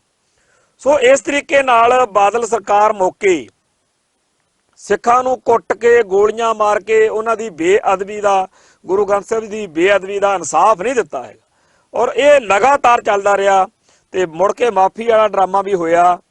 ਅੰਤ ਸਰਕਾਰ ਜਿਹੜੀ ਸੀ ਉਹ ਆਪਦੇ ਸਫ਼ਰ ਨੂੰ, ਜਿਹੜਾ 5 ਸਾਲ ਦਾ ਸਫ਼ਰ ਹੁੰਦਾ, ਉਹਦੇ ਵਿੱਚ ਉਹ ਪਲ ਆਇਆ ਜਦੋਂ ਇਲੈਕਸ਼ਨਾਂ ਆ ਗਈਆਂ ਤਾਂ ਸੰਗਤਾਂ ਨੇ ਜਾਂ ਆਮ ਪੰਜਾਬ ਦੇ ਲੋਕਾਂ ਨੇ ਬਾਦਲ ਦਲ ਨੂੰ ਇਹ ਸਮਝ ਲੱਗ ਗਈ ਕਿ ਸਾਨੂੰ ਪੰਥ ਪ੍ਰਸਤ ਸਿੱਖਾਂ ਨੇ ਵੋਟ ਨਹੀਂ ਪਾਉਣੀ। ਤਾਂ ਇਹਨਾਂ ਨੇ ਪ੍ਰੋਗਰਾਮ ਬਣਾ ਲਿਆ ਵੀ ਆਪਾਂ ਡੇਰਾ ਸਰਸਾ ਨਾਲ ਫੇਰ ਮੇਲ ਮਿਲਾਪ ਕਰਦੇ ਹਾਂ। ਹੁਣ ਗਿਆਨੀ ਗੁਰਬਚਨ ਸਿੰਘ ਜਿਹੜਾ ਸੀ ਉਹ ਪਹਿਲਾਂ ਵੀ ਚੰਗੀ ਜੂਤ ਪਤਾਣ ਉਹਦੀ ਹੋ ਰਹੀ ਸੀਗੀ ਕਿ ਤੁਸੀਂ ਹੁਕਮਨਾਮਾ ਮਾਫੀ ਜਿਹੜੀ ਆ ਉਹਨੂੰ ਇਸ ਤਰ੍ਹਾਂ ਕਿਉਂ ਕੀਤਾ। ਤੇ ਇਸ ਮੌਕੇ ਜਿਹੜਾ ਸੀਗਾ ਜਦੋਂ ਉਹਨੂੰ ਪਤਾ ਲੱਗਿਆ, ਉਹਨੇ ਸਟੇਟਮੈਂਟ ਵੀ ਦਿੱਤੀ, ਚੇਤਾਵਨੀ ਜਾਰੀ ਕੀਤੀ ਕਿ ਡੇਰਾ ਸਰਸਾ ਦੇ ਬੰਦਿਆਂ ਦੇ ਕੋਲ ਕੋਈ ਨਾ ਜਾਵੇ ਕਿਉਂਕਿ ਉਹ ਛੇਕੇ ਹੋਏ ਨੇ, ਜਾਂ ਜੋ ਵੀ ਉਹਨੇ ਗੱਲ ਕਹੀ। ਪਰ ਉਸ ਚੇਤਾਵਨੀ ਨੂੰ ਬਾਦਲ ਦਲ ਕੀ ਜਾਣਦਾ ਸੀਗਾ, ਇਹ ਜਾ ਕੇ ਸਾਰੀ ਲੀਡਰਸ਼ਿਪ ਜਿਹੜੀ ਸੀ ਡੇਰਾ ਸਰਸਾ ਦੇ ਲੀਡਰਾਂ ਦੇ ਨਾਲ, ਚੌਧਰੀਆਂ ਦੇ ਨਾਲ ਬੈਠੀ ਤੇ ਉਹਨਾਂ ਨਾਲ ਕਮਿਟਮੈਂਟ ਕੀਤੀ ਕਿ ਜੇ ਅਸੀਂ ਦੁਬਾਰਾ ਫਿਰ ਤੀਜੀ ਵਾਰ ਸਰਕਾਰ ਬਣਾਉਣ 'ਚ ਕਾਮਯਾਬ ਰਹੇ ਤਾਂ ਅਸੀਂ ਡੇਰਾ ਸਰਸਾ ਦੇ ਮੁਖੀ ਦੇ ਪੰਜਾਬ ਦੇ ਪਿੰਡਾਂ ਵਿੱਚ ਸਮਾਗਮ ਕਰਾਵਾਂਗੇ। ਪਰ ਕੁਦਰਤ ਨੂੰ ਕੁਝ ਹੋਰ ਮਨਜ਼ੂਰ ਸੀ, ਕਾਂਗਰਸ ਜਿੱਤ ਗਈ ਤੇ ਬਾਦਲ ਦਲ ਹਾਰ ਗਿਆ ਤੇ ਇਸ ਕਰਕੇ ਪੰਜਾਬ ਇੱਕ ਹੋਰ ਵੱਡੇ ਸੰਤਾਪ ਤੋਂ ਬਚ ਗਿਆ। ਅਦਰਵਾਈਜ਼ ਇਹ ਹੋ ਸਕਦਾ ਸੀ ਕਿ ਪੰਜਾਬ ਦੇ ਵਿੱਚ ਡੇਰਾ ਸਰਸਾ ਦੇ ਮੁਖੀ ਦੇ ਪ੍ਰੋਗਰਾਮ ਕਰਾਉਣ ਦੇ ਲਈ ਜਿੱਦ ਫੜ ਕੇ ਸਿੱਖਾਂ ਦਾ ਘਾਣ ਜਿਹੜਾ ਹੈਗਾ ਉਹ ਬਾਦਲ ਸਰਕਾਰ ਕਰਦੀ। ਹੁਣ ਇੱਥੇ ਜਿਹੜੇ ਆਪਾਂ ਨੂੰ ਚੇਤੇ ਰੱਖਣ ਦੀ ਲੋੜ ਆ ਕਿ ਲੁਧਿਆਣੇ ਦੇ ਵਿੱਚ ਆਸ਼ੂਤੋਸ਼ ਦਾ ਪ੍ਰੋਗਰਾਮ ਇਸੇ ਤਰੀਕੇ ਨਾਲ ਕਰਾਇਆ ਸੀਗਾ ਕਿ ਉਹ ਅਫਸਰਾਂ ਨੂੰ ਡਿਊਟੀ ਲਾ ਦਿੱਤੀ ਗਈ ਕਿ ਸਿੱਖਾਂ ਨੂੰ ਕੁੱਟੋ, ਮਾਰੋ, ਗੋਲੀਆਂ ਨਾਲ ਉਡਾ ਦਿਓ। ਉੱਥੇ ਵੀ ਭਾਈ ਦਰਸ਼ਨ ਸਿੰਘ ਲੋਹਾਰਾ ਇਸੇ ਤਰੀਕੇ ਨਾਲ ਸ਼ਹੀਦ ਹੋਏ ਸੀ, ਪਰ ਉਹ ਕਹਿੰਦੇ ਵੀ ਨੂਰ ਮਹਿਲੀਆ ਦਾ ਪ੍ਰੋਗਰਾਮ ਨਹੀਂ ਰੋਕਣ ਦੇਣਾ ਹੈਗਾ। ਇਸ ਤਰੀਕੇ ਨਾਲ ਉਦੋਂ ਗੇਮ ਖੇਲੀ ਗਈ। ਤੋ ਇਸ ਤਰੀਕੇ ਨਾਲ ਸਾਰਾ ਜਿਹੜਾ ਬਾਦਲ ਦਲ ਦਾ ਜ਼ੋਰ ਸੀਗਾ ਉਹ ਡੇਰਾ ਸਰਸਾ ਦੀ ਹਮਾਇਤ ਵਿੱਚ ਸੀ ਤੇ ਸਿੱਖਾਂ ਨੂੰ ਕਿਤੋਂ ਵੀ ਇਨਸਾਫ ਨਹੀਂ ਸੀ ਮਿਲ ਰਿਹਾ ਤੇ ਲਗਾਤਾਰ ਬੇਅਦਬੀਆਂ ਹੁੰਦੀਆਂ ਰਹੀਆਂ ਨੇ। ਤੇ ਦਿੱਲੀ ਵਾਲੇ, ਆਰਐਸਐਸ ਵਾਲੇ, ਹੋਰ ਪੰਥ ਦੋਖੀ ਖੁਫੀਆ ਏਜੰਸੀਆਂ ਹਰੇਕ ਨੇ ਫਿਰ ਬਾਗਦੀ ਗੰਗਾ 'ਚ ਹੱਥ ਧੋਤੇ। ਮੂਹਰੇ ਨਾਂ ਤਾਂ ਫਿਰ ਬਾਦਲ ਕਹਿੰਦਾ ਲੱਗਦਾ ਰਿਹਾ ਤੇ ਹੋਰ ਪਤਾ ਨਹੀਂ ਕਿਹਨੇ ਕੀ ਕੀਤਾ, ਪਰ ਬੇਅਦਬੀਆਂ, ਸਿੱਖਾਂ ਨੂੰ ਇਨਸਾਫ ਨਾ ਮਿਲਣਾ, ਇਹ ਸਾਰੇ ਗੱਲ ਦੇ ਵਿੱਚ ਕਾਂਗਰਸ ਦਾ ਰਾਜ ਆ ਗਿਆ। ਕਾਂਗਰਸ ਨੇ ਵੀ ਪੰਜਾਬ ਵਿਧਾਨ ਸਭਾ 'ਚ ਤਾਂ ਚੰਗੇ ਉੱਥੇ ਇਹਦੇ ਦਾ ਜਲੂਸ ਕੱਢਿਆ, ਬੜੀ ਦੁਰਗਤੀ ਕੀਤੀ ਬਾਦਲਕਿਆਂ ਦੀ। ਪਰ ਇੱਕ ਗੱਲ ਨਾਲ ਦੀ ਨਾਲ ਇਹ ਕਹਿਣੀ ਚਾਹੀਦੀ ਆ ਕਿ ਬੇਸ਼ੱਕ ਉਹ ਸਾਰੇ ਬੰਦੇ ਵੀ ਨੰਗੇ ਹੋ ਗਏ ਜਿਨ੍ਹਾਂ ਬੰਦਿਆਂ ਨੇ ਇਸ ਸਮੇਂ ਦੌਰਾਨ ਇਹ ਸਾਰਾ ਕੁਝ ਕੀਤਾ ਸੀਗਾ, ਪਰ ਨਾਲ ਦੀ ਨਾਲ ਜਿਹੜੇ ਦੋਸ਼ੀਆਂ ਨੂੰ ਬਚਾਉਣ ਦਾ ਪ੍ਰੋਜੈਕਟ ਵੀ ਨਾਲ ਦੀ ਨਾਲ ਹੀ ਚੱਲ ਰਿਹਾ ਸੀਗਾ। ਸੋ ਇਹ ਜਿਹੜੀ ਚੀਜ਼ ਅਸੀਂ ਮਹਿਸੂਸ ਕੀਤੀ, ਇਹੀ ਸਾਰੇ ਸਿੱਖ ਨੌਜਵਾਨਾਂ ਨੇ ਮਹਿਸੂਸ ਕੀਤੀ ਕਿ ਇੱਥੇ ਇਨਸਾਫ ਮਨਸੂਖ ਨਹੀਂ ਕੋਈ ਮਿਲਣਾ ਹੈਗਾ। ਇੱਥੇ ਇਨਸਾਫ ਬਿਲਕੁਲ ਨਹੀਂ ਮਿਲ ਸਕਦਾ। ਇੱਥੇ ਤਾਂ ਹੁਣ ਇਹ ਆ ਕਿ ਆਪਦਾ ਇਨਸਾਫ ਆਪ ਕਰ ਲਓ ਜਿਵੇਂ ਕਰ ਹੁੰਦਾ। ਸੋ ਸਿੱਖਾਂ ਨੂੰ, ਖਾਸ ਤੌਰ ਤੇ ਸਿੱਖ ਨੌਜਵਾਨਾਂ ਨੂੰ ਇਸ ਸਥਿਤੀ ਵੱਲ ਧੱਕ ਕੇ ਕੌਣ ਲੈ ਕੇ ਗਿਆ ਕਿ ਉਹ ਹਥਿਆਰ ਚੱਕਣ ਤੇ ਲੋਕਾਂ ਦੇ ਸਾਹਮਣੇ ਇਸ ਨਵੇਂ ਰੂਪ ਦੇ ਵਿੱਚ ਆਉਣ। ਸੋ ਬਿਲਕੁਲ ਇਨੋਸੈਂਟ ਜੇ ਬੀਬੇ ਬਾਲਕ, ਜਿਨ੍ਹਾਂ ਨੂੰ ਕਦੇ ਘਰਦਿਆਂ ਨੇ ਸੋਚਿਆ ਹੀ ਨਹੀਂ, ਆਲੇ ਦੁਆਲੇ ਨੇ ਕਦੇ ਸੋਚਿਆ ਹੀ ਨਹੀਂ, ਉਹਨਾਂ ਬਾਰੇ ਅੱਜ ਪੰਜਾਬ ਪੁਲਿਸ ਦੇ ਜਾਂ NIA ਜਾਂ ਭਾਰਤੀ ਅਫਸਰਸ਼ਾਹੀ ਬੜੇ ਵੱਡੇ ਵੱਡੇ ਕਹਿ ਰਹੀ ਆ ਕਿ ਉਹ ਤਾਂ ਇਦਾਂ ਸੀ ਜਿਵੇਂ ਹਰਪ੍ਰੀਤ ਸਿੰਘ ਦੀ ਆਪਾਂ ਗੱਲ ਕਰ ਰਹੇ ਆ। ਪਰ ਅਸਲ ਵਿੱਚ ਉਹਨਾਂ ਸਾਰਿਆਂ ਨੂੰ ਇੰਨਾ ਮਾਨਸਿਕ ਤੌਰ ਤੇ ਦੁਖੀ ਕੀਤਾ ਗਿਆ। ਹੁਣ ਸਾਰੇ ਤਾਂ ਉਹੋ ਜਿਹੇ ਨਹੀਂ ਹੁੰਦੇ ਹੈਗੇ ਵੀ ਇਹ ਵੀ ਚੁੱਪ ਕਰਕੇ ਬਹਿ ਜਾਣ। ਸੋ ਜਿਨ੍ਹਾਂ ਨੌਜਵਾਨਾਂ ਦੇ ਅੰਦਰ ਪੰਥ ਪ੍ਰਤੀ, ਕੌਮ ਪ੍ਰਤੀ, ਧਰਮ ਪ੍ਰਤੀ ਕੋਈ ਅਹਿਸਾਸ ਸੀਗਾ, ਉਹ ਫਿਰ ਇਸ ਪਾਸੇ ਨੂੰ ਤੁਰ ਗਏ। ਤੇ ਬੜੀ ਵੱਡੀ ਗਿਣਤੀ ਵਿੱਚ ਸਿੱਖ ਨੌਜਵਾਨਾਂ 'ਚ ਇਹ ਬਿਰਤੀ ਆ ਜਿਹੜੀ ਦਿਨੋਂ ਦਿਨ ਜ਼ੋਰ ਮਾਰਦੀ ਦਿਖ ਰਹੀ ਆ। ਜਿਵੇਂ ਕਈ ਮੁੱਦੇ ਨੇ ਜਿਨ੍ਹਾਂ ਉੱਤੇ ਹੁਣ ਇੰਡੀਅਨ ਸਟੇਟ ਸਿੱਖਾਂ ਨੂੰ ਧੱਕ ਕੇ ਕੰਧ ਨਾਲ ਲਾ ਰਹੀ ਆ ਤੇ ਸੋਚਦੇ ਨੇ ਕਿ ਸ਼ਾਇਦ ਸਿੱਖ ਦਬ ਜਾਣਗੇ, ਪਰ ਸਿੱਖਾਂ ਨੂੰ ਇਹੋ ਜਿਹਾ ਸੁਭਾਅ ਨਹੀਂ ਹੈਗਾ, ਸਿੱਖ ਦਬ ਕੇ ਜਾਣ ਵਾਲੀ ਕੌਮ ਨਹੀਂ ਹੈਗੀ। ਤੋ ਇਸ ਕਰਕੇ ਭਵਿੱਖ ਵਿੱਚ ਇਸ ਤਰੀਕੇ ਦਾ ਮਾਹੌਲ ਹੋਰ ਜ਼ਿਆਦਾ ਜਿਹੜਾ ਹੈਗਾ ਬਣ ਸਕਣ ਦੇ ਆਸਾਰ ਨੇ। ਤੋ ਜਿਹੜੇ ਹਰਪ੍ਰੀਤ ਸਿੰਘ ਹੈਪੀ ਦੀ ਆਪਾਂ ਗੱਲ ਕਰਦੇ ਆ, ਉਹ ਪੜ੍ਹਿਆ ਲਿਖਿਆ ਜਹੀਨ ਨੌਜਵਾਨ ਜਿਹੜਾ ਕਿ 2008 ਤੱਕ ਆਰਾਮ ਨਾਲ ਆਪਦੇ ਘਰ ਪਰਿਵਾਰ 'ਚ ਆਪਦੇ ਆਲੇ ਦੁਆਲੇ ਵਿੱਚ ਇੱਕ ਆਮ ਨੌਜਵਾਨ ਵਾਂਗ ਵਿਚਰਦਾ ਹੈ। ਤੇ 2008 ਦੇ ਵਿੱਚ ਜਦੋਂ ਉਹਦੇ ਘਰ ਪੁਲਿਸ ਪਾਰਟੀ ਜਾਂਦੀ ਹੈ ਤੇ ਉੱਥੇ ਦੱਸਦੇ ਆ ਵੀ ਜੀਰੇ ਆਪਣੇ ਮਖੂ ਤੋਂ ਆਏ ਆ ਤੇ ਮਖੂ ਇਲਾਕੇ ਦੇ ਵਿੱਚ ਆ ਪਰਚਾ ਦਰਜ ਹੋਇਆ, ਉਹਦੇ 'ਚ ਇਹ 3-4 ਜਾਣੇ ਨੇਗੇ ਤੇ ਮੇਨ ਜਿਹੜਾ ਹੈਗਾ ਉਹ ਹਰਪ੍ਰੀਤ ਸਿੰਘ ਆ, ਜਿਹਨੇ ਸਾਰੀ ਇਹ ਗੱਲਬਾਤ ਕੀਤੀ ਕਰਾਈ ਆ ਤੇ ਆਹ ਅਸਲਾ ਇਹਨਾਂ ਕੋਲੋਂ ਅਸੀਂ ਫੜਿਆ। ਉਹ ਜਿਹੜਾ ਕੇਸ ਬਣਿਆ ਉਹਦੇ 'ਚ ਗੁਰਸਾਹਿਬ ਸਿੰਘ ਨਾਂ ਦੇ ਇੱਕ ਨੌਜਵਾਨ ਨੂੰ 2008 ਦੇ ਵਿੱਚ ਇਹ ਕੇਸ ਜਿਹੜਾ ਬਣਿਆ ਸੀ ਉਹ 'ਚ 5 ਸਾਲ ਸਜ਼ਾ ਹੋਈ ਹੈ ਤੇ 2013-14 ਤੱਕ ਉਹ ਬੰਦਾ ਆਪਦੀ ਸਜ਼ਾ ਪੂਰੀ ਕਰਕੇ ਘਰ ਚਲਾ ਗਿਆ ਹੋਣਾ ਤੇ ਉਹਦੇ ਨਾਲ ਦੇ 2 ਬਰੀ ਹੋ ਗਏ। ਪਰ ਹਰਪ੍ਰੀਤ ਸਿੰਘ ਹੈਪੀ ਉਸ ਗੱਲ ਦੇ ਦੌਰਾਨ ਘਰੋਂ ਚਲਾ ਗਿਆ ਸੀ ਤੇ ਮੁੜ ਕੇ ਉਹ ਘਰ ਨਹੀਂ ਆਇਆ। ਹੁਣ ਮੈਂ ਸੋਚਦਾ ਕਿ ਜੇਕਰ ਉਹ ਵੀ ਫੜਿਆ ਜਾਂਦਾ ਜਾਂ ਪੇਸ਼ ਹੋ ਜਾਂਦਾ ਤਾਂ ਹੋ ਸਕਦਾ ਕਿ ਜਿਹੜੇ ਉਹ ਗੁਰਸਾਹਿਬ ਸਿੰਘ ਦੇ ਨਾਲ ਦੇ 2 ਨੌਜਵਾਨ ਜਿਹੜੇ ਨੇ ਉਹ ਬਰੀ ਹੋਏ ਨੇ, ਇਵੇਂ ਹੀ ਇਹ ਵੀ ਬਰੀ ਹੋ ਜਾਂਦਾ। ਪਰ ਕਿਸਮਤ ਆ ਜਿਹੜੀ ਉਹ ਵਾਹਿਗੁਰੂ ਨੇ ਜਿਵੇਂ ਜਿਵੇਂ ਲਿਖੀ ਆ ਉਵੇਂ ਹੋਣਾ ਹੁੰਦਾ। ਸੋ ਦੱਸਦੇ ਆ ਕਿ ਉਸ ਮੌਕੇ ਉਹ ਪਾਕਿਸਤਾਨ ਚਲਾ ਗਿਆ, ਪਰ ਬਾਅਦ ਵਿੱਚ ਖਾੜਕੂ ਵਾਰਦਾਤਾਂ ਜਿਹੜੀਆਂ ਵੀ ਪੰਜਾਬ 'ਚ ਹੋਈਆਂ ਉਹ ਸਾਰੀਆਂ ਦੇ ਵਿੱਚ ਉਹਦਾ ਨਾਂ ਪਾ ਦਿਆ ਕਰਨਾ ਵੀ PhD ਨੇ ਆਹ ਕਰਤਾ, ਹੈਪੀ ਨੇ ਉਹ ਕਰਤਾ, ਹਰਪ੍ਰੀਤ ਸਿੰਘ ਜਿਹੜਾ ਹੈਗਾ ਬੜਾ ਉਹ ਮਾੜਾ ਆ। ਔਰ ਇਹੀ ਕੂੜ ਪ੍ਰਚਾਰ ਹੁਣ ਜਿਹੜਾ ਹੈਗਾ ਚੱਲ ਰਿਹਾ। ਭਾਰਤੀ ਮੀਡੀਆ ਜਿਹੜਾ ਹੈ ਉਹ ਦਿੱਲੀ ਦੀ ਬੋਲੀ ਬੋਲ ਕੇ ਜਿੱਥੇ ਸਿੱਖ ਨੌਜਵਾਨਾਂ ਨੂੰ ਅੱਤਵਾਦੀ, ਦਹਿਸ਼ਤਗਰਦ ਤੇ ਹੋਰ ਮਾੜੇ ਲਫ਼ਜ਼ਾਂ ਦੇ ਨਾਲ ਚੇਤੇ ਕਰਦਾ ਹੈ, ਉੱਥੇ ਨਾਲ ਦੀ ਨਾਲ ਸਿੱਖ ਨੌਜਵਾਨਾਂ ਦੀ ਕਰਤਾਰ ਕੁਸ਼ੀ ਵੀ ਇਹਨਾਂ ਨੂੰ ਲੋਕ ਜਿਹੜੇ ਆ ਮਾੜਾ ਕਹਿਣ। ਤੋ ਇਹ ਜਿਹੜੀ ਚੀਜ਼ ਆ ਇਹਦੇ ਵਿੱਚ ਪਿਛਲੇ ਲੰਮੇ ਅਰਸੇ ਤੋਂ ਭਾਈ ਹਰਪ੍ਰੀਤ ਸਿੰਘ ਹੈਪੀ ਨੂੰ ਸਮਗਲਰ ਤੇ ਮਾੜਾ ਅਯਾਸ਼ ਬੰਦਾ ਜਿਹੜਾ ਹੈਗਾ ਸਾਬਤ ਕਰਨ ਤੇ ਜ਼ੋਰ ਲਾਈ ਰੱਖਿਆ ਵਾ। ਤੇ ਸਾਡੇ ਸਾਹਮਣੇ ਹੈ ਕਿ ਕੱਲ ਵੀ ਜਦੋਂ ਇਹ ਉਹਦੇ ਕਤਲ ਦੀ ਵਾਰਦਾਤ ਦੀ ਖਬਰ ਛਪੀ ਆ ਤਾਂ ਇਹੀ ਕਿਹਾ ਗਿਆ ਕਿ ਸਮਗਲਰ ਜਿਹੜੇ ਸੀਗੇ ਲੜ ਪਏ ਆਪਸ ਵਿੱਚ ਹੀ ਤੇ ਸਮਗਲਿੰਗ ਦੇ ਕਿਸੇ ਮਾਮਲੇ ਦੇ ਵਿੱਚ ਇਹ ਸਾਰਾ ਭਾਣਾ ਵਾਪਰਿਆ। ਸੋ ਹਕੀਕਤ ਕੀ ਹੈ ਇਹਦਾ ਵਾਹਿਗੁਰੂ ਜਾਣੇ, ਪਰ ਸਾਡਾ ਮੰਨਣਾ ਇਹੀ ਹੈ ਕਿ ਇਸ ਨੌਜਵਾਨ ਦੀ ਪੰਥ ਪ੍ਰਤੀ ਜਿਹੜੀ ਘਾਲਣਾ ਜਾਂ ਡੈਡੀਕੇਸ਼ਨ ਆ ਉਹੀ ਇਹਦੀ ਦੁਸ਼ਮਣ ਬਣ ਗਈ। ਤੋ ਸਿੱਖੀ ਪ੍ਰਤੀ ਉਹਦੀ ਭਾਵਨਾ ਦੇ ਚੱਲਦਿਆਂ ਉਹਦਾ ਕਤਲ ਹੋਇਆ। ਤੇ ਸੋਸ਼ਲ ਮੀਡੀਆ ਅੱਜ ਕੱਲ ਇੱਕ ਇਹੋ ਜਿਹਾ ਪਲੇਟਫਾਰਮ ਆ ਜਿੱਥੇ ਨਾਲ ਦੀ ਨਾਲ ਲੋਕ ਭਾਵਨਾ ਜਿਹੜੀ ਆ ਸਾਹਮਣੇ ਆ ਜਾਂਦੀ ਆ। ਸੋਸ਼ਲ ਮੀਡੀਆ ਉੱਤੇ ਇਹੀ ਚਰਚਾ ਕਿ ਭਾਰਤੀ ਖੁਫੀਆ ਏਜੰਸੀਆਂ ਦਾ ਨੈਟਵਰਕ ਆ ਜਿਹੜਾ ਉਹਨੇ ਪਾਕਿਸਤਾਨ ਦੇ ਵਿੱਚ ਇਹ ਕਤਲ ਜਿਹੜਾ ਹੈਗਾ ਭਾਈ ਹਰਪ੍ਰੀਤ ਸਿੰਘ ਹੈਪੀ ਦਾ ਕਤਲ ਕੀਤਾ। ਇਦੋਂ ਪਹਿਲਾਂ ਇਹ ਵੀ ਗੱਲ ਚਰਚਾ 'ਚ ਰਹੀ ਆ ਕਿ ਇਹ ਖਾਲਿਸਤਾਨ ਲਿਬਰੇਸ਼ਨ ਫੋਰਸ ਦਾ ਹੈੱਡ ਹੈ ਤੇ ਇਸ ਤੋਂ ਪਹਿਲਾਂ ਹਰਮਿੰਦਰ ਸਿੰਘ ਮਿੰਟੂ ਜਿਹੜੇ ਜਿਨ੍ਹਾਂ ਦੀ ਡੈਥ ਹੋ ਚੁੱਕੀ ਆ, ਜਿਹੜੇ ਜੇਲ੍ਹ ਦੇ ਵਿੱਚ ਉਹਨਾਂ ਦੀ ਡੈਥ ਹੋਈ ਸੀ। ਇਵੇਂ ਹੀ ਇਸ ਤੋਂ ਪਹਿਲਾਂ ਮਿੰਟੂ ਤੋਂ ਪਹਿਲਾਂ ਭਾਈ doctor Pritam Singh Sekhon Khalistan liberation force ਦੇ ਹੈੱਡ ਰਹੇ ਆ, ਉਹ ਵੀ ਇਦਾਂ ਹੀ ਜਿਹੜੇ ਸੀਗੇ ਗਲਤ ਹਾਲਾਤਾਂ ਵਿੱਚ ਗਲਤ ਕਾਰਨਾਂ ਕਰਕੇ ਉਹਨਾਂ ਦਾ ਕਤਲ ਹੋਇਆ।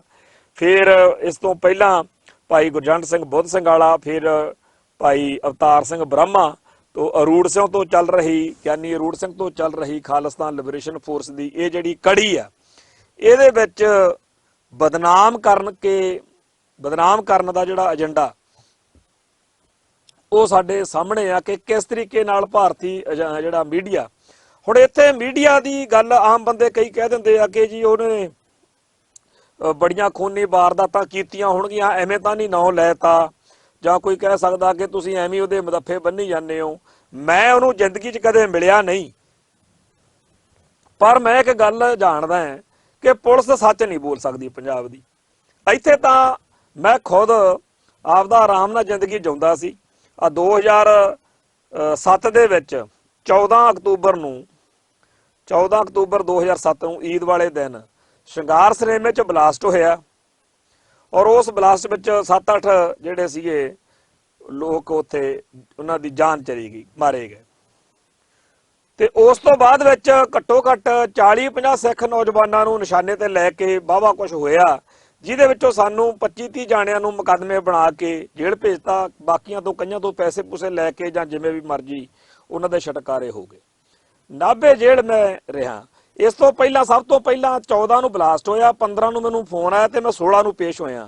ਤੇ ਮੈਂ ਸੀਏ ਸਟਾਫ ਲੁਧਿਆਣੇ ਇਹ ਸੋਚ ਕੇ ਜਾਂਦਾ ਰਿਹਾ ਵੀ ਜਦੋਂ ਆਪਾਂ ਕੋਈ ਮਾੜਾ ਨਹੀਂ ਕੀਤਾ ਤਾਂ ਆਪਾਂ ਨੂੰ ਉੱਥੇ ਜਾਣ ਦੀ ਝਕਣ ਦੀ ਕੀ ਲੋੜ ਆ। ਤੇ 33 ਦਿਨ ਲਗਾਤਾਰ ਮੈਂ ਸੀਏ ਸਟਾਫ ਲੁਧਿਆਣੇ ਰਿਹਾ। ਤੇ 33 ਦਿਨ ਤੋਂ ਬਾਅਦ ਵੀ ਮੈਂ ਉਹਨਾਂ ਨੂੰ ਪੁੱਛਿਆ ਵੀ ਹੁਣ ਤੁਹਾਡੀ ਪੂਰੀ ਤਸੱਲੀ ਹੋ ਗਈ ਆ, ਕੋਈ ਗੱਲ ਤਾਂ ਲੱਭਦੀ ਨਹੀਂ ਕਿ ਤੁਸੀਂ ਮੈਨੂੰ ਫਰਕ ਕਰੋ ਹੁਣ।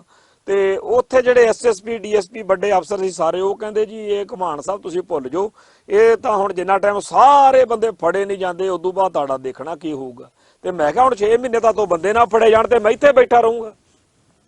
ਸੋ ਮੈਂ ਉਸ ਤੋਂ ਬਾਅਦ ਹਾਈ ਕੋਰਟ 'ਚ ਪੇਸ਼ ਹੋਇਆ, ਪਰ ਹਾਈ ਕੋਰਟ ਦੇ ਵਿੱਚ ਮੈਨੂੰ ਪੇਸ਼ ਹੋਣ ਤੋਂ ਪਹਿਲਾਂ ਹੀ ਵਕੀਲ ਨੇ ਕਹਿਤਾ ਸੀ ਕਿ ਤੁਹਾਡਾ ਇੰਨਾ ਕੁ ਬਚਾਅ ਹੋ ਜਾਊਗਾ ਕਿ ਤੁਹਾਡੇ ਤੇ ਕੋਈ ਰਿਕਵਰੀ ਨਹੀਂ ਪਊਗੀ, ਕਿਉਂਕਿ ਹੁਣ FIR ਤਾਂ ਤੋਂ ਬਾਅਦ 'ਚ ਇਹ ਤੋਂ ਕੱਟਣਗੇ, ਪਰ ਉੱਦਾਂ ਜਿਹੜਾ ਹੈ ਵੀ ਤੁਹਾਡੇ ਤੇ ਮੁਕੱਦਮਾ ਲਾਜ਼ਮੀ ਬਣਾਉਣਗੇ।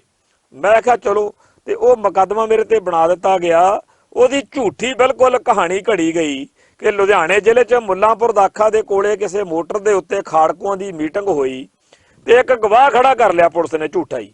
ਉਹ ਗਰੀਬ ਬੱਚਾ ਮੰਡਿਆਣੀ ਪਿੰਡ ਆ ਮੁੱਲਾਂਪੁਰ ਦੇ ਨਾਲ, ਉਹ ਉੱਥੇ ਖੜਾ ਹੋ ਕੇ ਕਹਿ ਰਿਹਾ ਕਿ ਜੀ ਉਹਦੀ ਜਿਹੜੀ ਗਵਾਹੀ ਲਿਖੀ ਹੋਈ ਸੀ ਕਿ ਮੋਟਰ ਦੇ ਉੱਤੇ, ਬੰਬੀ ਦੇ ਉੱਤੇ ਖਾੜਕੂਆਂ ਦੀ ਮੀਟਿੰਗ ਹੋਈ, ਔਰ ਉੱਥੇ ਮੈਂ ਸਰਬਜੀਤ ਸਿੰਘ ਘਮਾਣ ਨੂੰ ਦੇਖਿਆ ਵੀ ਉਹ ਕਹਿ ਰਿਹਾ ਸੀਗਾ ਕਿ ਹੁਣ ਜੀ ਪੰਜਾਬ ਦੇ ਵਿੱਚ ਆਪਾਂ ਫੱਟੇ ਚੱਕ ਦੇਣੇ ਆ ਤੇ ਖਾੜਕੂ ਵਾਰਦਾਤਾਂ ਦੀ ਨੇਰੀ ਲਿਆ ਦੇਣੀ ਆ ਕਿਤੇ, ਬੱਲੇ ਬੱਲੇ ਇਸ ਤਰ੍ਹਾਂ ਦੀ।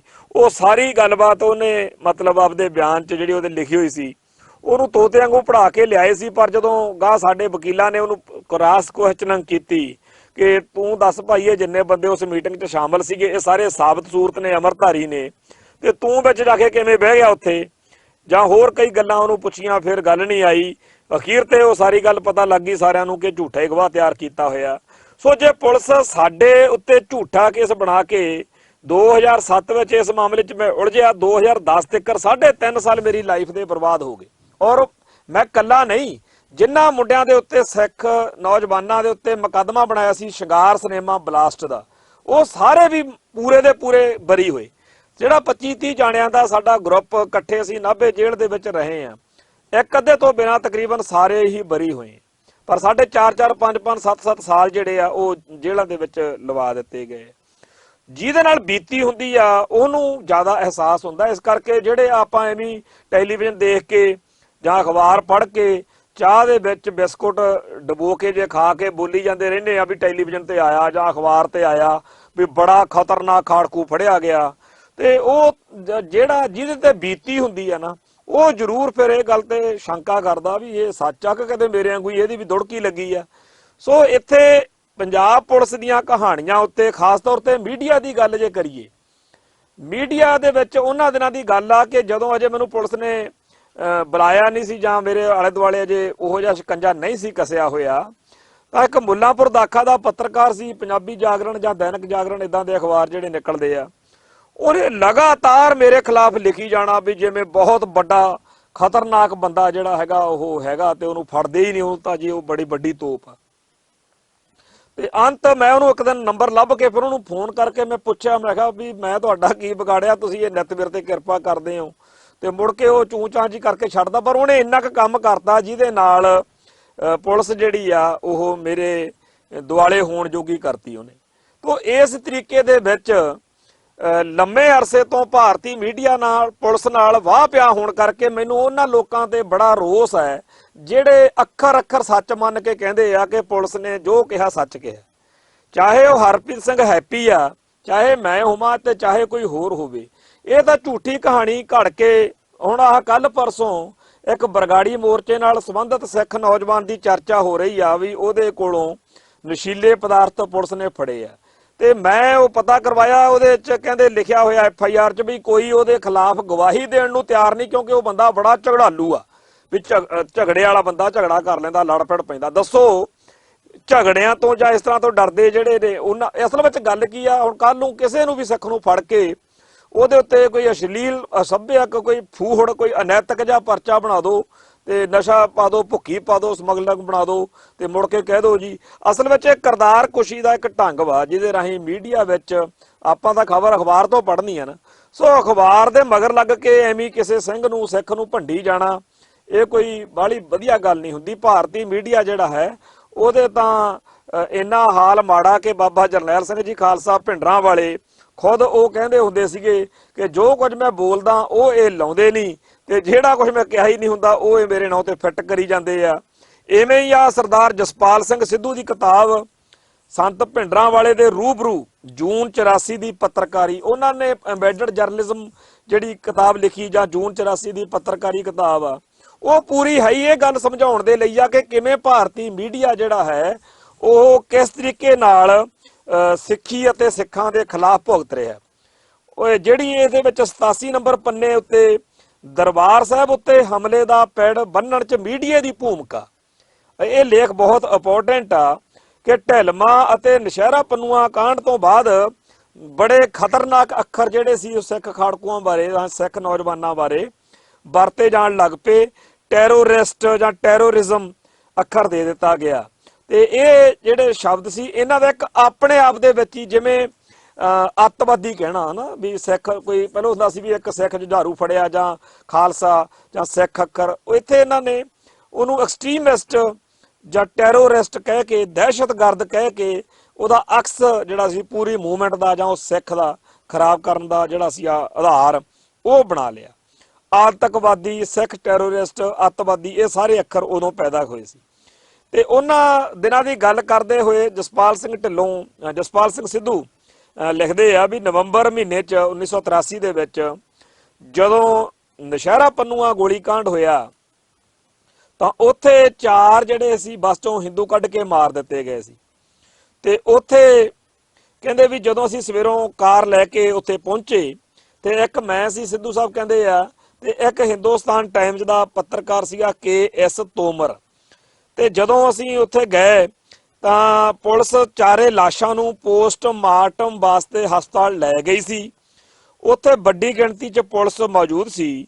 ਹਮਲਾਵਰ ਘਟਨਾ ਸਥਾਨ ਉੱਤੇ ਸਵਾਰੀਆਂ ਨੂੰ ਉਤਾਰਨ ਬਾਅਦ ਬੱਸ ਨੂੰ ਕਿਤੇ ਅਗਿਆਤ ਥਾਂ ਉੱਤੇ ਲੈ ਗਏ ਸੀ। ਉੱਥੇ ਸਾਨੂੰ Nihang Ajit Singh, bus driver, connector ਤੇ ਹੋਰ ਆਸੇ-ਪਾਸੇ ਦੇ ਮੋਹਤਬਾਰ ਲੋਕ ਖੜੇ ਮਿਲੇ। 4 ਮਾਰੇ ਗਏ ਵਿਅਕਤੀਆਂ ਵਿੱਚੋਂ ਇੱਕ ਨੌਜਵਾਨ ਨੂੰ ਛੱਡ ਕੇ ਬਾਕੀਆਂ ਦੀ ਪਹਿਚਾਣ ਹੋ ਚੁੱਕੀ ਸੀ ਤੇ ਉਹਨਾਂ ਵਿੱਚੋਂ ਵਿਪਨਪਾਲ ਸਰਕਾਰੀ ਮੁਲਾਜ਼ਮ ਸੀਗਾ, ਸੁਭਾਸ਼ ਚੰਦਰ ਬੈਂਕ 'ਚ ਕੰਮ ਕਰਦਾ ਸੀ ਤੇ ਤੀਜੇ ਦੀ ਜੇਬ ਦੇ ਵਿੱਚੋਂ ਮਲੋਟ ਦੀ ਇੱਕ ਫਰਮ ਦੀ ਪਰਚੀ ਨਿਕਲ ਆਈ। ਫਿਰੋਜ਼ਪੁਰ ਇਲਾਕੇ ਦੇ ਵਸਨੀਕ ਨਿਹੰਗ ਅਜੀਤ ਸਿੰਘ ਦੀ ਪ੍ਰੈਸ ਵਾਲਿਆਂ ਨੇ ਲੰਬੀ ਚੌੜੀ ਇੰਟਰਵਿਊ ਲਈ ਕਿਉਂਕਿ ਉਹਨੇ ਇੱਕ ਭਾਟੀਏ ਨਾਮੀ ਹਿੰਦੂ ਨੌਜਵਾਨ ਨੂੰ ਆਪਦਾ ਪੁੱਤ ਦੱਸ ਕੇ ਗੋਲੀਆਂ ਤੋਂ ਬਚਾ ਲਿਆ ਸੀਗਾ। ਵਾਪਸ ਅੰਮ੍ਰਿਤਸਰ ਆ ਗਏ ਤੇ ਪੁਲਿਸ ਨੇ ਬੱਸ ਜਿਹੜੀ ਸੀ ਉਹ ਚਾਟੀਵੰਡ ਕੋਲੋਂ ਬਰਾਮਦ ਕਰ ਲਈ ਤੇ ਅਸੀਂ ਕਹਿੰਦੇ ਵੀ ਆਪਦੀਆਂ ਖਬਰਾਂ ਜਿਹੜੀਆਂ ਨੇ ਉਹ ਭੇਜਤੀਆਂ। ਦੂਜੇ ਦਿਨ ਕਹਿੰਦੇ ਸਿੱਧੂ ਸਾਹਿਬ ਲਿਖਦੇ ਆ ਵੀ ਜਿਹੜੀ ਹਿੰਦੁਸਤਾਨ ਟਾਈਮਜ਼ ਦਾ ਪੱਤਰਕਾਰ ਸੀ ਤੋਮਰ, ਜਿਹੜੀ ਉਹਦੇ ਨਾਂ ਹੇਠ ਖਬਰ ਛਪੀ ਸੀ ਉਹਦੀ ਰਿਪੋਰਟਿੰਗ ਪੜ੍ਹ ਕੇ ਮੈਂ ਹੈਰਾਨ ਪਰੇਸ਼ਾਨ ਹੋ ਗਿਆ। ਮੈਂ ਕਹਿੰਦੇ ਉਹਦੇ ਘਰੇ ਜਾ ਕੇ ਪੁੱਛਿਆ ਵੀ ਇਹ ਤੂੰ ਕੀ ਊਲ ਜਲੂਲ ਲਿਖ ਦਿੱਤਾ ਹੈ, ਕਿੱਥੇ ਨੇ ਨਿਹੰਗ ਸਿੰਘ ਅਜੀਤ ਸਿੰਘ ਦੀਆਂ ਬੱਚੀਆਂ? ਤੂੰ ਲੜਕੀਆਂ ਵੀ ਫਰਜੀ ਖੜੀਆਂ ਕਰ ਦਿੱਤੀਆਂ ਤੇ ਫਰਜੀ ਡਾਇਲਾਗ ਵੀ ਉਹਨਾਂ ਦੇ ਕੋਲੋਂ ਬੁਲਵਾ ਦਿੱਤੇ ਤੇ ਹਮਲਾਵਰਾਂ ਬਾਰੇ ਉੱਥੇ ਆਪਾਂ ਨੂੰ ਕਿਹਨੇ ਕਿਹਾ ਵੀ ਉਹਨਾਂ ਨੇ ਪਹਿਲਾਂ ਸਵਾਰੀਆਂ ਨੂੰ ਲੁੱਟਿਆ? ਕਹਿੰਦੇ ਤੋਮਰ ਚੁੱਪਚਾਪ ਸੁਣਦਾ ਰਿਹਾ ਤੇ ਫਿਰ ਆਰਾਮ ਨਾਲ ਕਹਿੰਦਾ छोड़ यार, खबर को तीखी बनाने के चक्कर में थोड़ा सा मलम्मा ज्यादा चढ़ गया, प्लीज इस बारे में दूसरे प्रेस वालों को मत बताना। हुण आ गल कि भारत दे पत्रकार तां आ कह के बच जाते हैं कि खबर थोड़ी जी तीखी बनाने, ये खबर तिखी बनाते बनाते करते की ने ਜਿਹੜੇ ਆ ਟੈਲੀਵਿਜ਼ਨ ਚੈਨਲਾਂ ਵਾਲੇ ਨੇ, ਇਹ ਕੀ ਕਰਨਗੇ? ਇੱਕ ਸਿੱਖ ਨੌਜਵਾਨ ਨੂੰ ਤੁਰੇ ਆਉਂਦੇ ਨੂੰ ਜਾਂ ਉਹਦੀ ਫੋਟੋ ਦਿਖਾ ਕੇ ਬੜੀਆਂ ਭਿਆਨਕ ਜੀਆਂ ਪਿੱਛੋਂ ਆਵਾਜ਼ਾਂ ਕੱਢਣਗੇ ਤੇ ਬੜੀ ਖਤਰਨਾਕ ਜੀ ਆਵਾਜ਼ ਬਣਾ ਕੇ ਕਹਿਣਗੇ मत देखिए इसकी मासूमियत को, इसके दिमाग के पीछे बड़ा खतरनाक एक दिमाग है, ये कर देता वो। और ये डराउना जिहा ਉਹਦਾ ਅਕਸ ਬਣਾਉਣ ਦੇ ਲਈ ਜਿੰਨੀ ਮਿਹਨਤ ਕੀਤੀ ਜਾਂਦੀ ਹੈ। ਕੱਲ ਵੀ ਅਸੀਂ ਦੇਖਿਆ कि जदों हरप्रीत सिंह हैप्पी की मौत की कतल की खबर जी सुनाई गई, उदों बड़ा उन्होंने भयानक तो भयानक ते नाल दी नाल नशियां दा व्यापारी समगलर भी स्मगलिंग च मारिया गया जी, वो इदां दियां गल्लां जिहड़ियां ने ओह कीतियां गईयां। हुण कदे आपां ये सुनिया, देखो कमाल की गल, एक तां भोले भाले गुरसिख सिखां दे बच्चे जिन्हां ने कदे कीड़ी नहीं मारी पहलां, पर उन्होंने हालात इन्ने खतरनाक बना दिते। जिहड़ी गल मैं पुलिस अफसरां दी कही आ, DGP दिनकर गुप्ता ने भी ये गल कही आ, होर भी कई अफसर मनदे आ कि ये जिहड़े हुण नौजवान असीं फड़ रहे आ, इन्हां दे मन तन मन नूं अग लगी पई आ कि बेअदबी दे दोषी आ जिहड़े बई ओह किसे नूं कुछ नहीं होण दित्ता जा रिहा, मौजां लुटदे फिरदे। पिछले 10 साल 12 सालां तों लगातार बेअदबी दीयां वारदातां हो रहीआं ने ते हर वारी पंजाब पुलिस का एको ही एजेंडा हुंदा भी ये तां जी मंदबुद्धि सीगा, मानसिक रोगी सीगा, ये जी तां करके फिर ये तो ये कुछ हो गया। इतों तक कि दरबार साहिब दे विच भी एक इहो जी घटना वापर चुकी है। परिक्रमा दे विच एक लेडी ने, जनानी ने बेअदबी कीती ते पंजाब पुलिस तैयार सी, बस जी वो मंदबुद्धि सी, कहंदे वो तां कमली सीगी। सो कमलियां रमलियां नूं ਜਾਂ ਹੋਰ ਸਾਰਿਆਂ ਨੂੰ ਦਰਬਾਰ ਸਾਹਿਬ ਹੀ ਦਿਖਦਾ, ਕਦੇ ਕਿਸੇ ਹੋਰ ਧਰਮ ਸਥਾਨ ਵੱਲ ਤਾਂ ਇਹ ਬਾਹਮਣਾਂ ਦੇ ਜਾਂ ਹਿੰਦੂਆਂ ਦੇ ਕਿਸੇ ਧਰਮ ਸਥਾਨ ਵੱਲ ਤਾਂ ਇਹ ਕਮਲੇ ਬਿਲਕੁਲ ਨਹੀਂ ਹੁੰਦੇ। ਇਕੱਲੇ ਕਿੰਨੇ ਸਿਆਣੇ ਕਮਲੇ ਨੇ ਵੀ ਇਹਨਾਂ ਨੂੰ ਪਤਾ ਹੈਗਾ ਵੀ ਸਿੱਖ ਜਿਹੜੇ ਨੇ ਇਹ ਜਲੀਲ ਕਰਨੇ ਆ ਅਸੀਂ। ਸੋ ਗੁਰੂ ਗ੍ਰੰਥ ਸਾਹਿਬ ਜੀ ਦੀਆਂ ਬੇਅਦਬੀਆਂ ਜਿਹੜੀਆਂ ਲਗਾਤਾਰ ਹੋਈਆਂ ਤੇ ਦੋਸ਼ੀਆਂ ਨੂੰ ਕੋਈ ਸਜ਼ਾ ਨਹੀਂ ਹੋਈ, ਉਸ ਗੱਲ ਕਰਕੇ ਪੰਜਾਬ ਦੀ ਸਿੱਖ ਨੌਜਵਾਨੀ ਦੇ ਅੰਦਰ ਪਤਾ ਨਹੀਂ ਹੋਰ ਕਿੰਨੇ ਕੁ ਹਰਪ੍ਰੀਤ ਸਿੰਘ ਹੈਪੀ ਵਰਗੇ ਨੌਜਵਾਨ ਜਿਹੜੇ ਨੇ ਉਹ ਤਿਆਰ ਨੇ। सो इस मौके जिहड़ा यह कहा जा रहा कि जी वो बड़ा बड़ा समगलर सी जां इस तरह सी, उहदे बारे भी आपां नूं चेते रखण दी लोड़ आ कि जिहड़ा भी बुच्चड़ तो बुच्चड़, घटिया तो घटिया बंदा जिहड़ा सिखां नूं जलील करन जोगा वो तां हीरो बना के पेश करदे आ, पर जिहड़ा सिੱਖੀ ਦੀ ਚੜ੍ਹਦੀ कला लई सोचण वाला नौजवान आ ਉਹਨੂੰ ਕਹਿੰਦੇ आ जी बड़ा माड़ा। ਜਿਹੜਾ ਨਿਤਨੇਮੀ ਆ, ਭਜਨ ਬੰਦਗੀ ਵਾਲਾ ਗੁਰਸਿੱਖ ਆ ਨਾ, ਉਹ ਬਹੁਤ ਮਾੜਾ ਬੰਦਾ ਮੰਨਿਆ ਜਾਂਦਾ ਹੈਗਾ ਸਿੱਖ। ਤੇ ਇੱਥੇ ਹਰਬੰਸ ਲਾਲ ਖੰਨਾ ਸੀ, ਉਹਨੇ ਇੱਥੇ ਸ਼ਹਿਰ ਦੇ ਵਿੱਚ ਅੰਮ੍ਰਿਤਸਰ ਦੇ ਵਿੱਚ ਨਾਲੇ ਤਾਂ ਦਰਬਾਰ ਸਾਹਿਬ ਦਾ ਜਿਹੜਾ ਮਾਡਲ ਰੇਲਵੇ ਸਟੇਸ਼ਨ ਤੇ ਪਿਆ ਹੁੰਦਾ ਉਹ ਭੰਨਿਆ, ਤੇ ਨਾਲੇ ਉਹਨੇ ਜਿਹੜੀ ਉੱਥੇ ਫੋਟੋ ਲੱਗੀ ਹੁੰਦੀ ਆ ਮਨੋਕਲਪਤੀ ਆ, ਚਾਹੇ ਉਹ ਪੰਜਵੇਂ ਪਾਤਸ਼ਾਹ ਚੌਥੇ ਪਾਤਸ਼ਾਹ ਦੀ, ਉਹ ਫੋਟੋ ਉਹਨਾਂ ਨੇ ਲਾ ਕੇ ਜਿਹੜੀ ਉੱਥੇ ਫੋਟੋ ਰੇਲਵੇ ਸਟੇਸ਼ਨ ਤੇ ਲੱਗੀ ਹੁੰਦੀ ਆ ਗੁਰੂ ਰਾਮਦਾਸ ਜੀ ਦੀ, ਉਹ ਭੰਨ ਕੇ ਉਹਦੇ ਮੂੰਹ 'ਚ ਸਿਗਰਟਾਂ ਬੀੜੀਆਂ ਪਾਈਆਂ ਸੀ। ਤੇ ਇਹੋ ਜਿਹੇ ਹਰਬੰਸ ਲਾਲ ਖੰਨਾ ਦਾ ਬੁੱਤ ਅੰਮ੍ਰਿਤਸਰ ਦੀ ਧਰਤੀ ਤੇ ਲਾਇਆ ਜਾ ਰਿਹਾ। ਤੇ ਇੱਥੇ ਜਿਹੜੇ ਬੁੱਚੜ ਹੋਰ ਨੇ, ਬਲਦੇਵ ਪ੍ਰਕਾਸ਼ ਵਰਗੇ ਜਾਂ ਹੋਰ ਜਿਹੜੇ ਮਾੜੇ ਬੰਦੇ ਆ ਜਿਨ੍ਹਾਂ ਨੇ ਸਿੱਖ ਜਜ਼ਬਾਤਾਂ ਦੀ ਹੇਠੀ ਕੀਤੀ ਕਰਾਈ ਆ ਜਾਂ ਪੁਲਿਸੀਏ ਨੇ, ਉਹਨਾਂ ਦੇ ਬੁੱਤ ਲਾ ਕੇ ਅੰਮ੍ਰਿਤਸਰ ਨੂੰ ਜਿਹੜਾ ਦਿਖਾਇਆ ਜਾ ਰਿਹਾ ਕਿ ਇਹਦਾ ਇਹਨਾਂ ਦੀ ਸ਼ਾਨ ਆ, ਇਹ ਇਹਨਾਂ ਦੀ ਨਗਰੀ ਹੈ ਜੀ ਇਹ। ਸੋ ਜਿਹੜੇ ਸਿੱਖੀ ਦੀ ਗੱਲ ਸੋਚੇਗਾ, ਸਿੱਖੀ ਦੀ ਚੜ੍ਹਦੀ ਕਲਾ ਦੀ ਗੱਲ ਕਰੇਗਾ, ਉਹ ਕੋਈ ਵੀ ਹੋਵੇ, ਉਹਨੂੰ ਤਾਂ ਭਾਰਤੀ ਮੀਡੀਆ ਭੰਡੇਗਾ ਹੀ ਭੰਡੇਗਾ। ਤੇ ਜਿਹੜਾ ਵੀ ਸਿੱਖੀ ਦੀ ਗੱਲ ਕਰੇ, ਤੇ ਮੈਂ ਇੱਥੇ ਇਹ ਵੀ ਦੱਸ ਦੇਣਾ ਚਾਹੁੰਦਾ ਕਿ ਸਾਧਵੀ ਪ੍ਰਗਿਆ, ਅਸੀਮਾਨੰਦ ਵਰਗੇ, ਸੱਜਣ ਕੁਮਾਰ ਵਰਗੇ, ਜਗਦੀਸ਼ ਟੈਟਲਰ ਵਰਗੇ ਜਿਹੜੇ ਮਨੁੱਖਤਾ ਦੇ ਕਾਤਲ ਨੇ, ਉਹਨਾਂ ਨੂੰ ਤਾਂ ਇਹ ਸਿਸਟਮ ਬੜਾ ਵਡਿਆਉਂਦਾ। ਹੈਗੀ ਹਿੰਮਤ ਕਿਸੇ ਭਾਰਤੀ ਮੀਡੀਆ ਦੀ ਕਿ ਸਾਧਵੀ ਪ੍ਰਗਿਆ ਦੇ ਉਹਨਾਂ ਕਾਰਨਾਮਿਆਂ ਬਾਰੇ 2 ਲਫ਼ਜ਼ ਬੋਲ ਸਕੇ ਜਿਹੜੇ ਅਸੀਮਾਨੰਦ ਨੇ ਗਣਾਏ ਨੇ।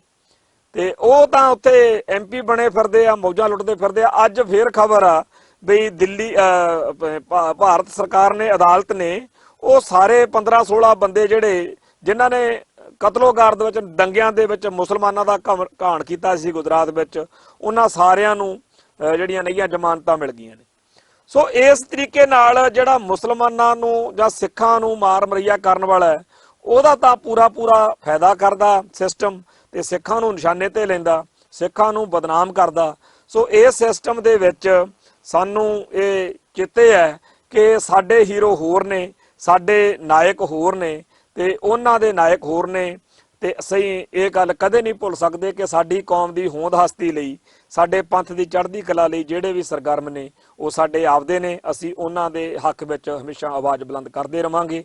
ਇਹਦੀਆਂ ਬੇਨਤੀਆਂ ਪ੍ਰਵਾਨ ਕਰਿਓ। ਵਾਹਿਗੁਰੂ ਜੀ ਕਾ ਖਾਲਸਾ, ਵਾਹਿਗੁਰੂ ਜੀ ਕੀ ਫਤਿਹ।